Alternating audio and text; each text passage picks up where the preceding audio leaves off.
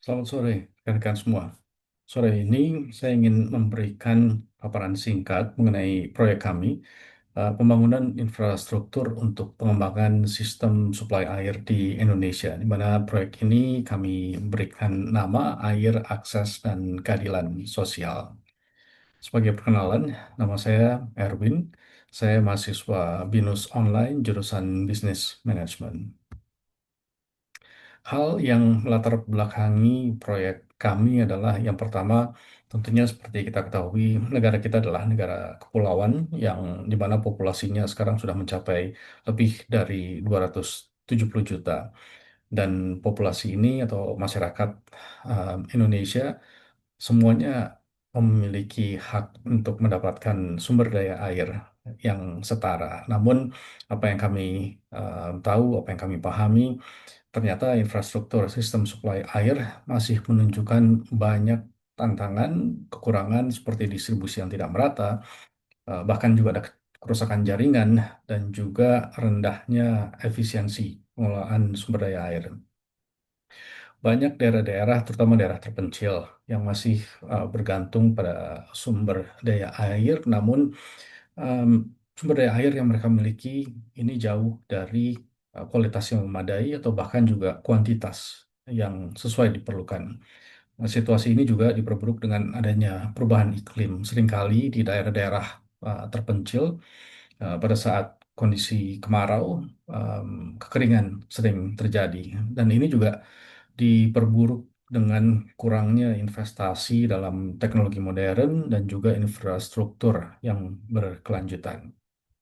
Nah, pada saat kami merumuskan permasalahan ini, kami melakukan uh, dari 4 pendekatan. Yang pertama adalah pengelolaan sumber daya air itu sendiri, pembangunan yang berkelanjutan, teknologi dan inovasi dalam infrastruktur air, dan juga teori dari infrastruktur dan juga koneksi jaringan.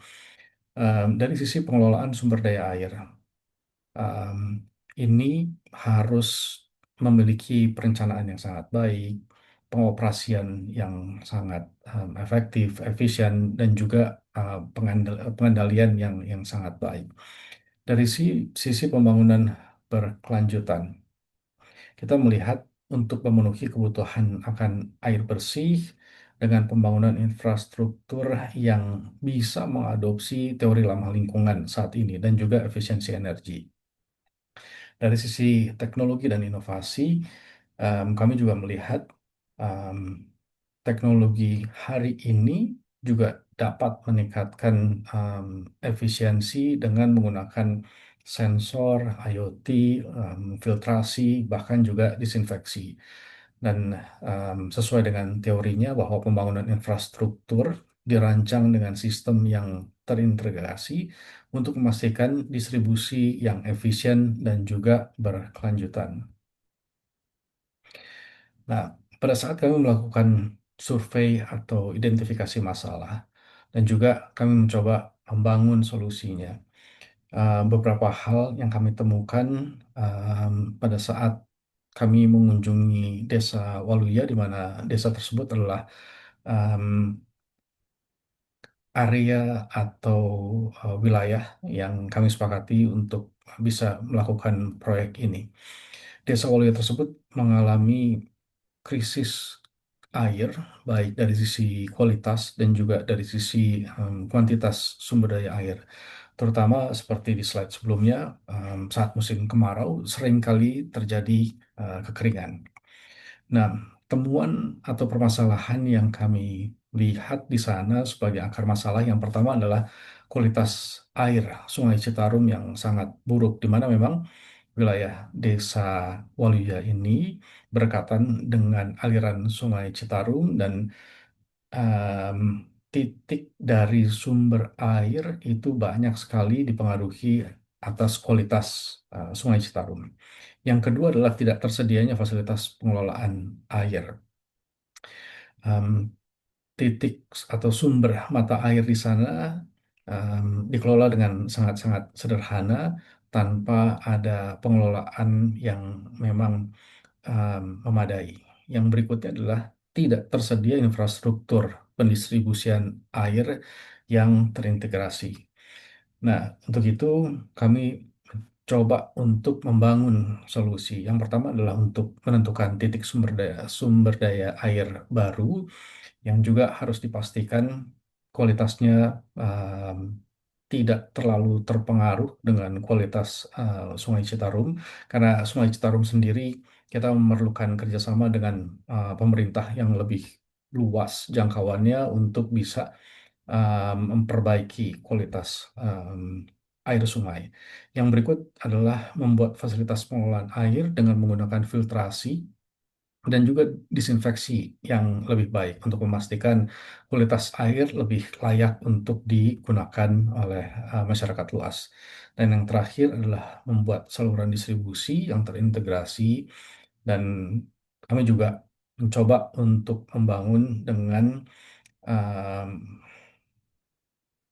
membuat atau mengambil beberapa teknologi baru seperti IoT sensor dalam pengoperasiannya agar bisa dilakukan lebih efektif, lebih efisien dalam pengelolaan.